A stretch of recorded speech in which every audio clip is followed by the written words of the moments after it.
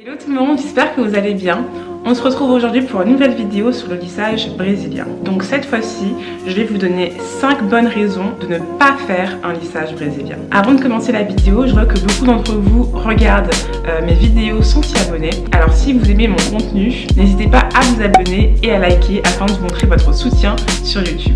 Maintenant, sans plus attendre, passons à la raison numéro 1. Tu as peur de perdre tes boucles. Je pense que c'est une des craintes qui revient le plus souvent dans mes DM sur Instagram. D'ailleurs, si tu ne me suis pas encore sur Instagram, c'est par ici. Et c'est vrai que j'ai tendance à vous répondre que non, vous n'allez pas perdre vos boucles. Mais les lissages brésiliens répétés sur la durée ainsi que leur combinaison avec une utilisation quotidienne des plaques à terme va forcément entraîner une perte de définition de vos boucles. J'insiste quand même sur le fait que cette perte de définition n'est pas 100% liée au lissage brésilien, mais plutôt justement à cette utilisation quotidienne des plaques. Et du coup, au potentiel heat damage qu'on peut avoir avec en utilisant un fer à lisser tous les jours, toutes les semaines. Du coup, si vous tenez réellement à vos boucles, évitez les lissages brésiliens. Raison numéro 2, tu veux avoir les cheveux raides. Je le répète encore une fois, mais le lissage brésilien n'est pas un défrisage et c'est encore moins un lissage japonais. Si vous avez les cheveux de type 4A, 4B, 4C, vous n'aurez pas les cheveux lisses après votre shampoing. C'est impossible. Contrairement au défrisage,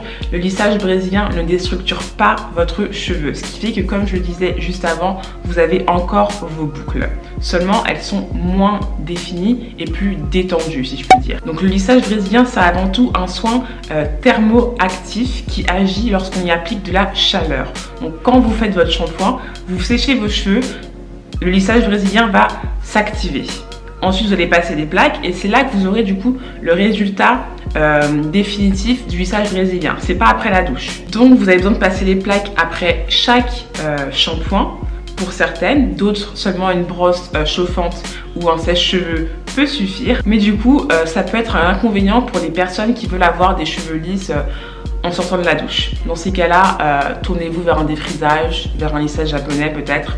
Mais c'est pas le lissage brésilien qu'il vous faut. Raison numéro 3, tu ne trouves pas le bon coiffeur. Donc petit disclaimer, mais c'est ma propre opinion, mais n'allez jamais, au grand jamais, chez un coiffeur qui ne traite pas les cheveux afro. Ce sera votre plus grande erreur. Renseignez-vous un maximum. Est-ce qu'il a déjà coiffé des cheveux afro?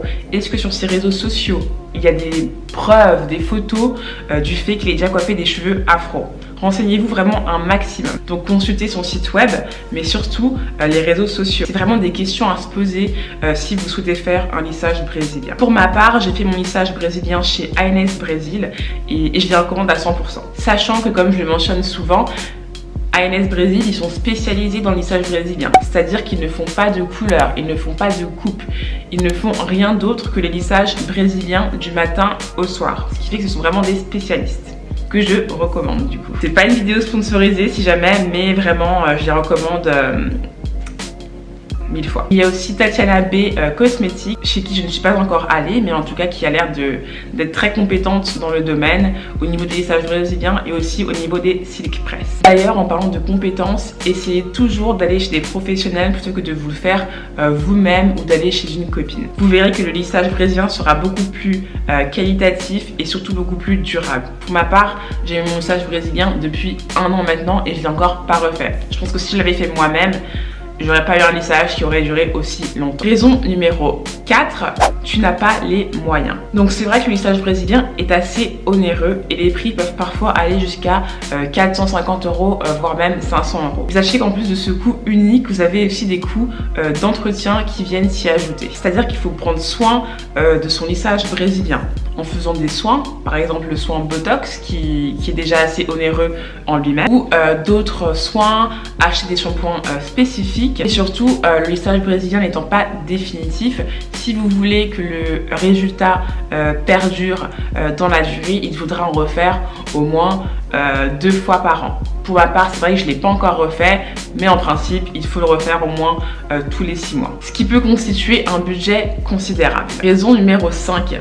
attention à la composition du produit. Donc attention aux formules. Parfois le lissage brésilien a une mauvaise réputation. C'est souvent dû à sa potentielle teneur en formol et qui est non seulement dangereux et très dévastateur pour vos cheveux avec des risques de perte de cheveux, mais qui est aussi très nocif pour votre santé puisque c'est un cancérigène. Donc encore une fois, première chose à faire quand vous trouvez votre coiffeur, assurez-vous que les produits qu'il utilise sont sans formol. Vraiment, renseignez-vous un maximum sur le produit et s'il y a du formol, passez votre chemin. Franchement, il y a plein de salons qui proposent des lissages brésiliens sans formol et parfois, même très souvent, des lissages brésiliens qui sont véganes et dont la composition est meilleure pour votre santé et pour vos cheveux. Voilà tout pour mes 5 raisons de ne pas faire un lissage brésilien. C'est vraiment pas une vidéo pour vous décourager ou pour vous faire peur parce que pour ma part, ça a été la meilleure décision de ma vie de faire un lissage brésilien. Et si l'envie vous vient, une chose à retenir, c'est de vous renseigner au maximum. Par exemple, en regardant mes autres vidéos YouTube sur le sujet. D'ailleurs, si vous avez aimé la vidéo, n'hésitez pas à la liker pour me montrer votre soutien. Et surtout, n'oubliez pas de vous abonner à ma chaîne. On peut également se retrouver sur Instagram tout de suite après ou dimanche pour une vidéo un peu plus lifestyle. Bye!